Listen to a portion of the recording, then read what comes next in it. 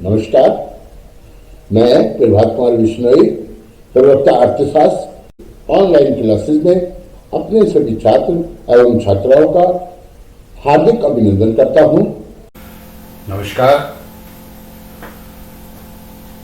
मैं Prabhat Kumar Vishnoi economics study pad पर अपने समस्त व्यूअर्स का, अपने समस्त छात्र छात्राओं का हार्दिक अभिनंदन करता हूं। आज काफ़ी समय बाद मैं आपके लिए वीडियो बना रहा हूँ। प्यारे छात्रों, अप्रैल से आपकी नई कक्षाएं, नया सत्र शुरू हो चुका है, किंतु व्यस्तता के कारण एक आध वीडियो मैं बना पाया हूँ और नहीं बना पाया हूँ। आज मैं आपके लिए कहना चाहिए कि जो ये आपकी मासिक परीक्षा होनी है, इकाई मासिक परीक्षा मई 2022 की अर्थशास्त्र विषय कक्षा 12 के लिए, तो इसमें मैं 20 क्वेश्चन आपको बता रहा हूँ जो कि बहुत ही महत्वपूर्ण है और प्रत्येक दृष्टि से महत्वपूर्ण है। ये इस परीक्षा के लिए भी महत्वपूर्ण है और ये आने वाली परीक्षाओं के लिए भी महत्वपूर्ण है। तो चलिए शुरू करते हैं। ये जो 20 क्वेश्चन मैंने छाटे हैं, एक एक करके मैं इनको समझा रहा हूँ। पहला क्वेश्चन है, चयन की समस्या क्यों उत्पन्न होती है? ठीक है, चयन की समस्या क्यों उत्पन्न होती है? तो प्यारे विद्यार्थियों, आपको रॉबिन्स की परिभाषा आती होगी।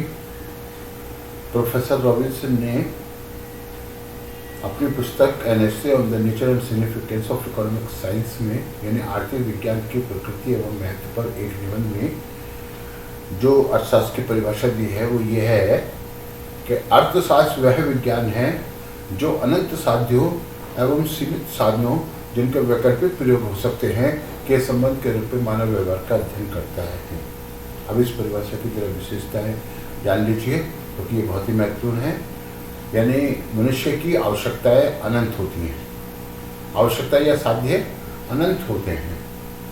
उसके जो साधन हैं, साधन का अभिप्राय रुपया, पैसा, वस्तु, वो सीमित है। सीमित साधनों से हम अपनी अनंत आवश्यकताओं की पूर्ति या अनंत साध्यों की पूर्ति नहीं कर सकते। अतः हमें अपनी आवश्यकताओं के मध्य चुनाव करना पड़ता है या चयन करना पड़ता है। किस प्रकार का चयन करना पड़ता है कि हम कौन सी आवश्यकता को पहले संतुष्ट करें और कौन सी आवश्यकता को बाद में संतुष्ट करें। ये जो चयन की समस्या है, इसे आर्थिक समस्या कहते हैं। ठीक है, चयन की समस्या ही आर्थिक समस्या कहलाती है। तो आप समझ गए होंगे। यानी पहला क्वेश्चन हमारा, चयन की समस्या क्यों उत्पन्न होती है? क्यों उत्पन्न होती है? क्योंकि हमारे साध्य अनंत होते हैं और साधन सीमित। ठीक है, तो साधनों की सीमितता के कारण हम अपने समस्त आवश्यकताओं की संतुष्टि नहीं कर सकते, समस्त साध्यों की संतुष्टि नहीं कर सकते। अतः हमें अपनी आवश्यकताओं के मध्य चयन करना पड़ता है। तो साधनों की सीमित और दुर्लभ होने के कारण, वैकल्पिक प्रयोग वाले होने के कारण ये चयन की समस्या उत्पन्न होती है। समझ गए होंगे आप लोग। अवसर लागत किसे कहते हैं? यानी हम दो वस्तु के संदर्भ में अवसर लागत की व्याख्या करते हैं। ठीक है, क्योंकि हमारे साधन दिए हुए हैं, चाहे हमारी भूमि हो, चाहे हमारा श्रम हो या पूंजी हो, है ना, या साहस हो। ये जो उत्पादन के साधन हैं, ये कैसे होते हैं? स्थिर होते हैं, वैकल्पिक प्रयोग वाले होते हैं। मान लीजिए हमारी ये भूमि है, इस भूमि पर हमने गन्ना पैदा किया है, गन्ना बोया है, और शेष भूमि पर हमने गेहूं। समझ गए? अब यदि हम ये चाहते हैं कि हम गेहूं की अधिक पैदावार उत्पन्न करें, गेहूं का अधिक उत्पादन करें, तो हमारी भूमि तो स्थिर है, उतनी ही है ना। ऐसे में हमें क्या करना पड़ेगा, गेहूं से भूमि लेनी होगी और गन्ने में लगानी होगी, ठीक है। यानी कि गेहूं, जिस भूमि पर हम गेहूं पैदा कर रहे हैं उसमें हमें अब गन्ना उत्पन्न करना पड़ेगा, गन्ना लगाना पड़ेगा। तो इसलिए हम क्या करेंगे, यानी कि गेहूं से हमने ये भूमि, यानी इतनी भूमि हमने ले ली और इसमें भी गन्ना बो दिया, ठीक है। इस सारी भूमि पर गन्ना बो दिया। तब ऐसे में क्या होगा कि गन्ने की पैदावार तो बढ़ेगी लेकिन गेहूं की पैदावार कम हो जाएगी। इसको हम x मान लें और इसको हम y मान लें, यानी गन्ना x और गेहूं y। तो x की अधिक मात्रा उत्पन्न करने के लिए हमें y की कुछ मात्रा का त्याग करना पड़ेगा। तो x के लिए y की त्यागी जाने वाली जो मात्रा है वो x की अवसर लागत कहलाएगी, ठीक है। x के लिए y की त्यागी जाने वाली मात्रा अवसर लागत कहलाती है, याद कर लीजिए, ठीक है। नेक्स्ट क्वेश्चन है क्वेश्चन नंबर 3। सूक्ष्म अर्थशास्त्र क्या है? सूक्ष्म अर्थशास्त्र, जिसको हम व्यष्टि अर्थशास्त्र भी कहते हैं, व्यक्तिपरक आर्थिक विश्लेषण भी कहते हैं, ठीक है। इसमें हम क्या करते हैं, यह व्यक्तिगत इकाइयों का अध्ययन करता है। अर्थव्यवस्था की जो इकाइयां हैं, छोटी छोटी इकाइयां, उनका अध्ययन करता है। सूक्ष्म, मिक्रो शब्द से बना है माइक्रो का अर्थ होता है सूक्ष्म। आपने सूक्ष्मदर्शी देखा है? सूक्ष्मदर्शी में हम छोटी छोटी चीजों को बड़ा करके देखते हैं, ठीक है। तो इसमें क्या करते हैं कि सूक्ष्म अर्थशास्त्र में, सूक्ष्म आर्थिक विश्लेषण में हम व्यक्तिगत इकाइयों का अध्ययन करते हैं। अगर हम एक एक व्यक्ति की आय का अध्ययन कर लें तो हमें क्या मिल जाएगा, ठीक है, कुल आय। और यदि कुल आय का अध्ययन करें तो सारे व्यक्तियों की आय, तो मतलब उनका योग होती है कुल आय। तो यहाँ जो है एक व्यक्ति की आय, एक व्यक्ति की मजदूरी, यानी व्यक्तिगत आय, व्यक्तिगत मजदूरी, व्यक्तिगत फर्म, व्यक्तिगत बचत, व्यक्तिगत निवेश, व्यक्तिगत उत्पादन, तो ये जो इकाइयां हैं, व्यक्तिगत उद्योग, वस्तु की कीमत, साधन की कीमत, साधन कीमत निर्धारण, वस्तु कीमत निर्धारण, ये सूक्ष्म अर्थशास्त्र की विषय वस्तु में आता है। तो सूक्ष्म अर्थशास्त्र व्यक्तिगत इकाइयों का, लघु इकाइयों का, छोटी इकाइयों का अध्ययन करता है। समझ में आ गया होगा, ठीक है। नेक्स्ट क्वेश्चन है, चुनाव की समस्या के उत्पन्न होने के 2 कारण बताइए। चुनाव की समस्या क्यों? हमारे साथी अनंत होते हैं, साधन सीमित होते हैं, वैकल्पिक प्रयोग वाले होते हैं, ठीक है। तो 2 साधन होते हैं। इसके बाद हमारा 5वां क्वेश्चन है, उत्पादन संभावना वक्र के दाईं ओर यानी कि परिवर्तित होने का कोई एक कारण बताइए।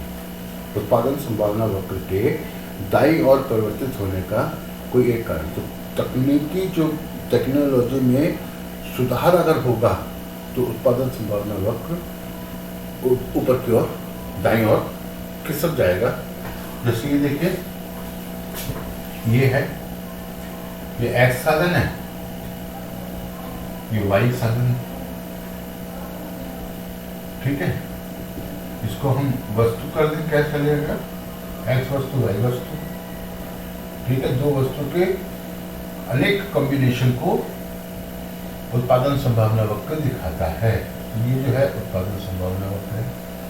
अगर तकनीकी सुधार होगा तो क्या होगा, उत्पादन संभावना वक्र ऊपर की ओर खिसक जाएगा, परिवर्तित हो जाएगा ऐसे।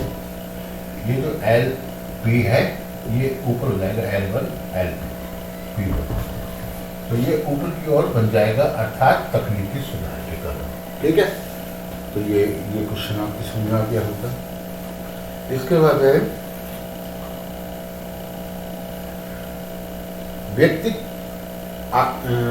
व्यष्टि आर्थिक विश्लेषण के 2 उदाहरण दीजिए। व्यष्टि आर्थिक विश्लेषण के 2 उदाहरण दीजिए। तो ये क्वेश्चन पेपर याद रखा है ना, इसको बार बार देखना पड़ेगा, ठीक है। तो व्यष्टि जो आर्थिक विश्लेषण है अभी मैंने बताया 2 उदाहरण देने हैं इसके, एक साधन कीमत निर्धारण, दूसरा वस्तु कीमत निर्धारण। ठीक है, फर्म का अध्ययन, व्यक्ति की आय, व्यक्तिगत आय, व्यक्तिगत मजदूरी। ठीक है, कुछ भी लिख दीजिए चलेगा। अच्छा, फिर इसके बाद है क्वेश्चन नंबर 7, किसके लिए उत्पादन। ठीक है, उत्पादन किसके लिए, तो सीधी बात है जो कि अर्थव्यवस्था की केंद्रीय समस्या है, उसमें पहली बात है किन किन वस्तुओं का उत्पादन किया जाए। तो जिन वस्तुओं का समाज उत्पादन यानी कि उपभोग करता है, उनके लिए उत्पादन करना है। ठीक है, तो किसके लिए उत्पादन, किसके लिए, व्यक्तियों के लिए, समाज के लिए, है ना। समाज में भी कई वर्ग होते हैं, गरीब वर्ग है, अमीर वर्ग है। तो उत्पादन किस प्रकार, यानी कि उत्पादन किसके लिए किया जाए, है ना। तो जो समस्या है का जो संदर्भ है वो यही है कि हम जो है समाज में उत्पादन करते किसके लिए करते हैं, तो जिन वस्तुओं का समाज उपभोग करता है उन वस्तुओं का हम उत्पादन करते हैं, तो समाज के लिए उत्पादन होता है। इसके बाद है सीमांत प्रतिस्थापन दर क्या है। जैसे ये सेब है, ये केला है।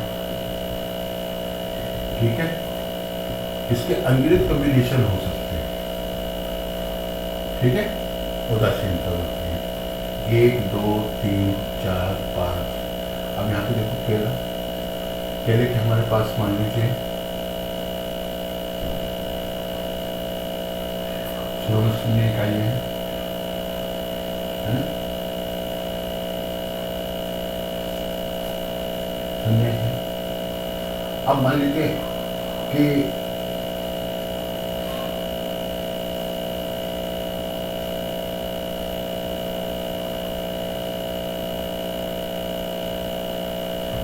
हमारे पास 12 केले हैं और 1 सेब है। अब सेब चूंकि कम है, सेब की मात्रा बढ़ानी हो तो सेब की दूसरी इकाई प्राप्त करने के लिए, है ना, हम जो है 5 किलो का त्याग कर देते हैं। 5 किलो का त्याग करेंगे तो हमारे पास केले लगेंगे 7। इसी प्रकार जब तीसरी इकाई का हम करेंगे, यानी 1 अधिक इकाई का हम सेब का प्रयोग करें, तो हम 3 इकाइयों का और त्याग कर रहे हैं, तो 3 का हमारे पास 4 केले रह जाएंगे। एक और अधिक इकाई सेब की यदि हम प्राप्त करें, यानी 4 इकाइयाँ प्राप्त करें, तो ऐसे में हमारे पास केले की मात्रा 1 रह जाएगी। ठीक है, तो जो स्थानापन्न होगा, यानी 1 केले की इकाई के लिए 1:5,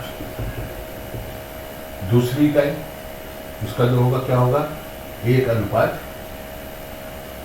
यहाँ देखिए 1:5, इसमें 1 अधिक इकाई कितने 3:3, 1 अधिक इकाई कितने 3, क्या बचा हमारे पास 3, तो 1:3। ठीक है, तो प्रतिस्थापन दर जैसे ये है, ये उदासीनता वक्र है। ठीक है, और इसमें ये सेब की मात्रा है, ये केले की मात्रा है, ये आईसी रेखा है, आईसी रेखा इंडिफरेंस कर्व OY/OX। ठीक है, अब इसमें क्या है कि हम मान लीजिए सेब की अधिक मात्रा का प्रयोग करना चाहते हैं, यानी सेब की OY मात्रा को बढ़ाकर OY1 करना चाहते हैं, तो ऐसे में हमें केले की मात्रा को कम करना पड़ेगा। और केले की मात्रा कितनी होगी,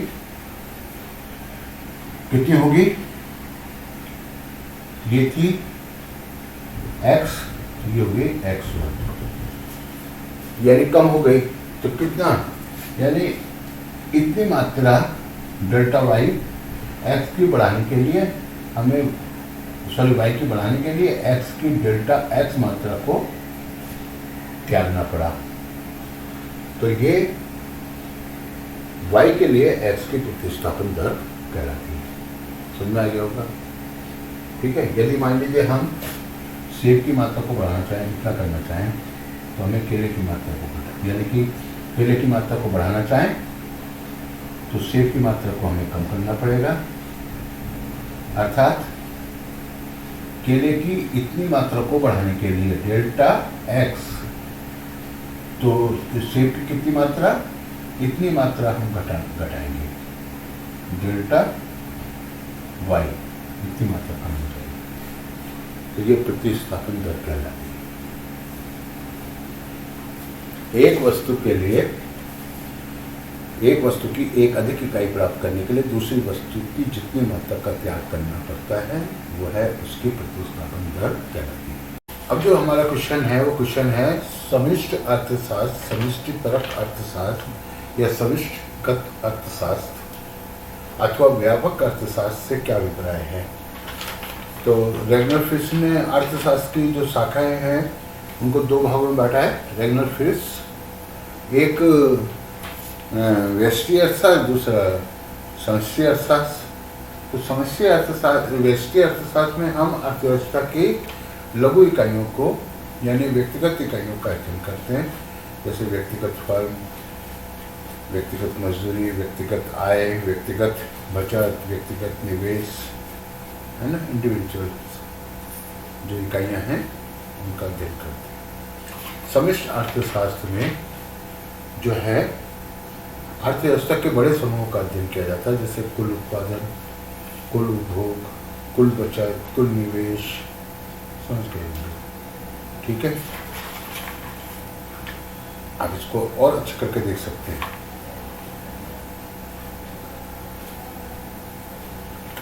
इसके बाद मेरा क्वेश्चन है आर्थिक क्रिया का क्या अभिप्राय है। आर्थिक क्रिया, आर्थिक क्रिया किसे कहते हैं? आर्थिक क्रिया वह क्रिया होती है जिसका लक्ष्य या उद्देश्य धन कमाना होता है। ठीक है, क्या बताया?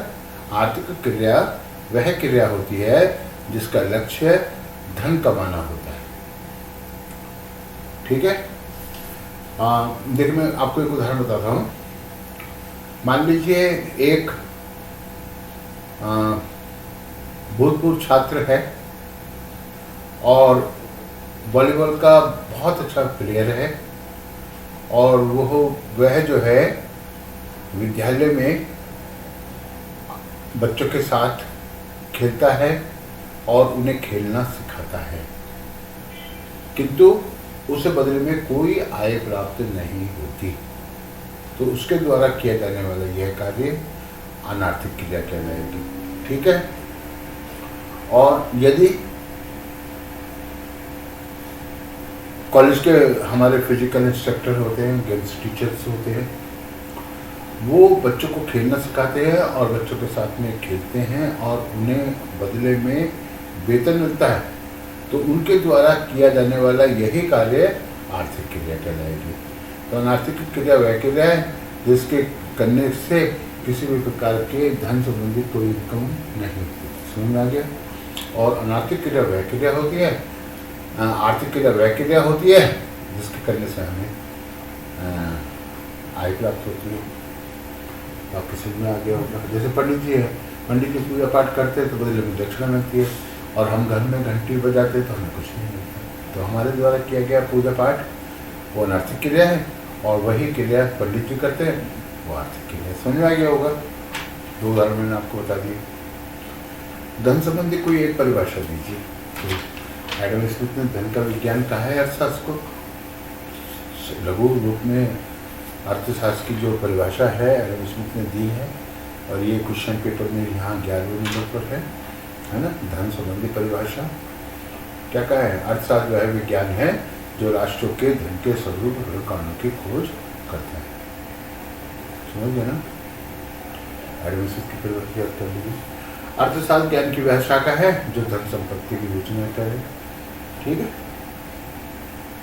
वाकन ने क्या कहा है? मैंने अभी बताया। अर्थशास्त्र वह विज्ञान है जो धन संपत्ति की विवेचना करे, ठीक है। और यानी जे विषय ने क्या क्या है, अर्थशास्त्र ज्ञान की वह शाखा है जो धन से संबंधित है। सीनियर की परिभाषा है प्रोफेसर सीनियर, राजकीय अर्थशास्त्र द्वारा प्रतिपादित विषय सुख नहीं अपितु धन है। ये धन संबंधी परिभाषा है, याद कर लीजिए। उत्पादन का क्या अर्थ है, वस्तुओं और सेवाओं में तुष्टिगुण का सृजन करना ही उत्पादन है। उपयोगिता का सर्जन ही करना ही उत्पादन है।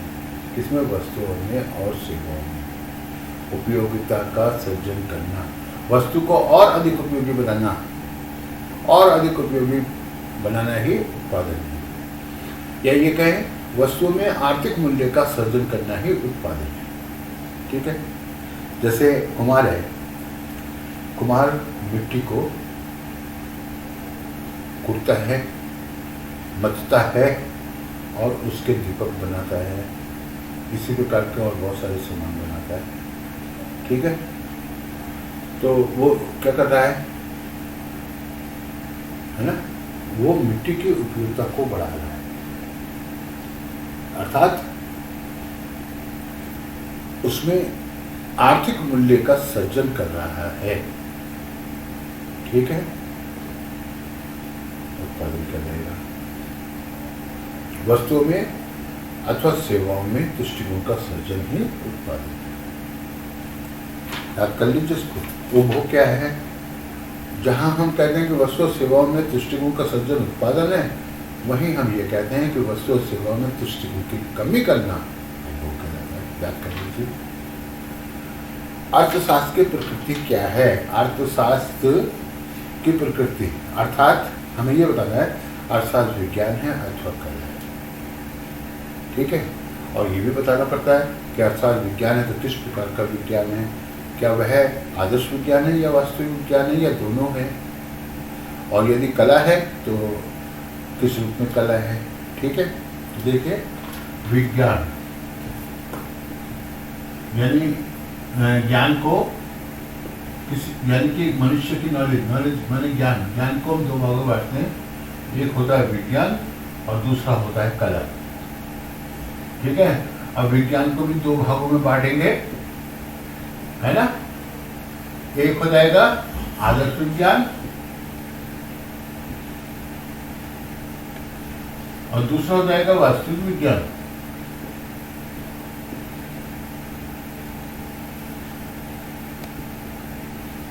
और कला तो कला ही है।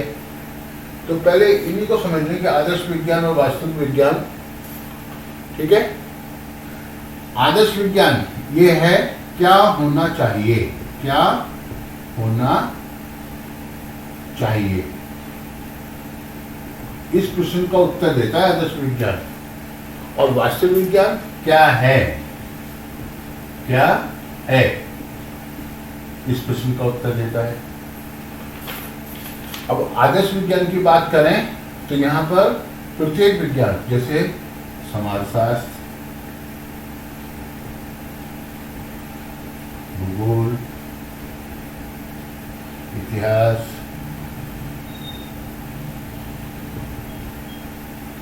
है ना, और यहाँ पे नीति शास्त्र,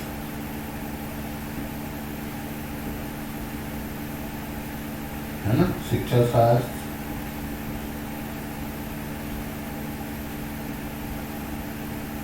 राजनीति शास्त्र, अनेक विज्ञान हो जाएंगे। यहाँ पे अर्थशास्त्र भी लिख लीजिए।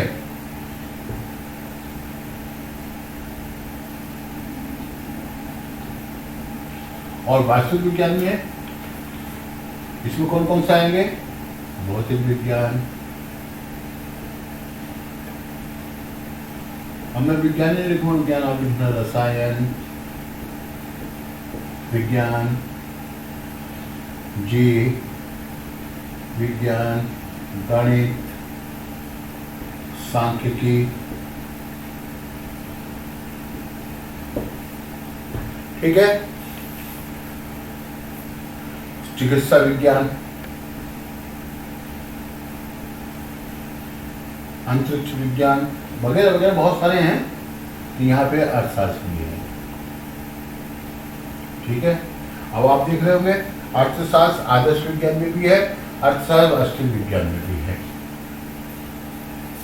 वास्तविक विज्ञान होने के नाते अर्थशास्त्र नियमों और सिद्धांतों का प्रतिपादन करता है, और आदर्श विज्ञान होने के नाते वो उन नियमों और सिद्धांतों को लागू करने का कार्य भी करता है। जैसे वास्तविक विज्ञान होने के नाते अर्थशास्त्र बताएगा कि बेरोजगारी क्यों है, बेरोजगारी का क्या स्वरूप है, बेरोजगारी किन कारणों से होती है, बेरोजगारी के क्या दुष्प्रभाव होते हैं, ठीक है। और आदर्श विज्ञान होने के नाते अर्थशास्त्र ये भी बताएगा बेरोजगारी किस प्रकार दूर होनी चाहिए। तो इस प्रकार अर्थशास्त्र आदर्श विज्ञान भी है, वास्तविक विज्ञान भी है। और कला, किसी भी कार्य को सुंदरता के साथ करना कला है, ठीक है। तो अर्थशास्त्र भी जो है आर्थिक क्रिया को सही ढंग से व्यवस्थित रूप में, है ना, सुंदर ढंग से करना बताता है, और शास्त्र कला भी। तो इस प्रकार अर्थशास्त्र विज्ञान यानी आदर्श विज्ञान, वास्तविक विज्ञान और कला दोनों। अब इसमें विज्ञान किसे कहते हैं, ये क्वेश्चन भी एग्जाम में आ सकता है। तो विज्ञान को दो अर्थों में हम परिभाषित करते हैं, एक तो संकीर्ण अर्थ में, एक व्यापक अर्थ में। तो सबसे पहले व्यापक अर्थ की मैं परिभाषा बता रहा हूँ आपको। किसी भी विषय का क्रमबद्ध और व्यवस्थित ज्ञान ही विज्ञान कहलाता है। किसी भी विषय का क्रमबद्ध और व्यवस्थित ज्ञान ही विज्ञान है। तो अर्थशास्त्र का संपूर्ण ज्ञान क्रमबद्ध है और व्यवस्थित है, इसलिए अर्थशास्त्र विज्ञान है। और ये तो हर शास्त्र का होता है, ठीक है। क्रमबद्ध और व्यवस्थित ज्ञान ही विज्ञान कहलाता है। विस्तृत अर्थ में, संकीर्ण अर्थ में क्रिया और कारण के पारस्परिक संबंध के आधार पर परिणाम की व्याख्या करने वाला शास्त्र विज्ञान कहलाता है। एक होता है क्रिया, दूसरा उसका होता है कारण, और उनका एक निश्चित होता है परिणाम, ठीक है। तो क्रिया और कारण के पारस्परिक संबंध के आधार पर परिणाम की व्याख्या की जाती है विज्ञान के द्वारा। तो ये जो है ना, जैसे हमने किसी भी क्रिया की, किसी वस्तु पर आकाश की ओर क्या किया, क्रिया क्या की, आकाश की ओर वस्तु फेंकी, परिणाम क्या होता है, पृथ्वी पर गिर जाती है। कारण क्या है, पृथ्वी के अंदर गुरुत्वाकर्षण शक्ति है। यानी किसी वस्तु को जब आकाश की ओर फेंका जाता है तो पृथ्वी की गुरुत्वाकर्षण शक्ति के कारण वह जमीन पर गिर जाती है। तो क्रिया क्या हुई, आकाश में फेंकना। कारण क्या है, पृथ्वी के अंदर गुरुत्वाकर्षण शक्ति है। परिणाम क्या हुआ, कोई भी वस्तु जो आकाश की ओर फेंकी गई जमीन पर गिर जाती है। समझ आ गया होगा। तो विज्ञान की परिभाषा दो प्रकार से हमने बताई, है ना। पूंजीवाद क्या है, पूंजीवाद एक ऐसी आर्थिक प्रणाली है जिसमें कई के उत्पादन के साधनों का पर निजी व्यक्तियों का स्वामित्व होता है, जो उत्पादन के साधनों को अपने स्वयं के हित के लिए प्रयोग करते हैं, ठीक है। बहुत सारी बातें होती हैं इसमें, तो परिभाषा याद कर लेंगे। प्रतियोगिता होती है, कीमत यंत्र होता है ना। संसाधनों से क्या अभिप्राय है, संसाधनों में वस्तु और सेवाएं दोनों को सम्मिलित किया जाता है। जब इनका उत्पादन करने के लिए हम प्रयोग करते हैं तो इनको संसाधन कहते हैं। वस्तु और सेवाएं जिनका उत्पादन कार्य में प्रयोग किया जाता है संसाधन कहलाते हैं। जैसे भूमि, बिजली, श्रम, साहस, संगठन, ये क्या है, संसाधन है। ये क्वेश्चन नंबर था 15। क्वेश्चन नंबर 16, उपयोगिता किसे कहते हैं, बहुत महत्वपूर्ण है। किसी वस्तु सेवा पदार्थ का वह गुण जो हमारी किसी आवश्यकता को संतुष्ट कर सकता है, उपयोगिता कहलाता है। समझ आ गया। मतलब जैसे पेन है, इसमें ये हमारे लिखने की आवश्यकता को संतुष्ट करता है, ठीक है।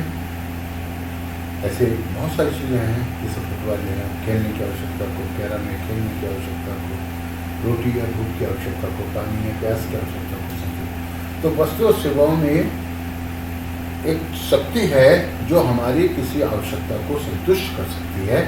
वस्तु की यही शक्ति उपयोगिता कहलाती है। वस्तु की यही सामर्थ्य, यही शक्ति, यही क्षमता उपयोगिता है। समझ आ गया होगा। उपयोगिता किसी वस्तु या सेवा का वह गुण है, वह शक्ति है जो हमारी किसी आवश्यकता को संतुष्ट कर सकती है। अब है भारतीय अर्थव्यवस्था किस प्रकार की अर्थव्यवस्था? 3 प्रकार की होती है। एक होती है समाजवादी अर्थव्यवस्था, जिसमें उत्पादन के साधनों पर समाज का या सरकार का स्वामित्व होता है। दूसरी होती है पूंजीवादी अर्थव्यवस्था, जिसमें उत्पादन के साधनों पर निजी व्यक्तियों का स्वामित्व होता है। एक होती है मिश्रित अर्थव्यवस्था, जिसमें पूंजीवाद और समाजवाद दोनों के गुण पाए जाते हैं। तो भारतीय अर्थव्यवस्था मिश्रित अर्थव्यवस्था है, इसमें पूंजीवाद और समाजवाद दोनों के गुण पाए जाते हैं। मिश्रित अर्थव्यवस्था, ठीक है। अर्थशास्त्र की मुख्य शाखाएं 2 हैं। ये क्वेश्चन है 18। अर्थशास्त्र की मुख्य शाखाएं क्या हैं? तो रेगनर फ्रिस ने रेगनर मैं लिख देता हूँ, याद आता है, रेगनर फ्रिस ने अर्थशास्त्र को 2 भागों में बांटा है। एक सूक्ष्म अर्थशास्त्र, इसको हम माइक्रो इकोनॉमिक कहते हैं, ठीक है। इसको हम कहते हैं व्यष्टि अर्थशास्त्र भी कहते हैं। दूसरा होता है व्यापक अर्थशास्त्र, इसको हम समष्टि अर्थशास्त्र भी कहते हैं। यानी कि व्यष्टिपरक आर्थिक विश्लेषण, समष्टिपरक आर्थिक विश्लेषण, तो इसको खूब अच्छी तरह से याद कर लीजिए। सही है। इसके बाद एक नेक्स्ट क्वेश्चन है, कीमत यंत्र से क्या? पूंजीवाद में जो वस्तु और सेवाओं का वितरण होता है किस प्रकार होता है? तो उसमें समाजवाद में तो ये होता है कि सरकार राशन व्यवस्था करती है, ठीक है। वस्तु और सेवाएं सभी व्यक्तियों को उपलब्ध कराई जाती हैं, न्यूनतम मूल्य पर जो भी। अब पूंजीवाद में क्या होता है? पूंजीवाद में खुला मार्केट होता है, प्रत्येक वस्तु की कीमत होती है। आपको कोई वस्तु चाहिए, कीमत चुकाइए, ले लीजिए, इसी को कहते हैं कीमत यंत्र, ठीक है। यानी कि अर्थव्यवस्था में वस्तुओं का वितरण कीमतों के द्वारा निर्धारित होता है, ये कीमत यंत्र कहलाता है, ठीक है। और इसमें लास्ट क्वेश्चन है, आर्थिक नियोजन से क्या अभिप्राय है? तो आर्थिक नियोजन से अभिप्राय है ना, कि जो हमारे संसाधन हैं उन साधनों का प्रयोग किफायत के साथ वर्तमान और भविष्य की आवश्यकता को ध्यान में रखते हुए इस प्रकार से किया जाए कि उनसे अधिकतम उत्पादन संभव हो सके। व्यक्ति और समाज केवल वर्तमान के लिए सोचते, भविष्य के लिए सोचते। तो नियोजन का मतलब है कि उत्पादन के साधनों को सही अनुपात में लगाना और विकास करना। तो चलिए आप इसको देख लीजिए, और ये क्वेश्चन सभी महत्वपूर्ण है, उनको बैठे बैठे आप निकल लीजिए। अगले दिन में फिर आपको लघुत्तरीय क्वेश्चन इसी प्रकार से बताऊंगा। और आपकी मेरी मासिक परीक्षा यदि हो गई है, मासिक इकाई परीक्षा अगर हो गई है तो ठीक है, यदि नहीं हुई है तो उनकी अच्छे से तैयारी कर लीजिए, आपको अच्छे से प्राप्त होंगे। आज के लिए इतना ही।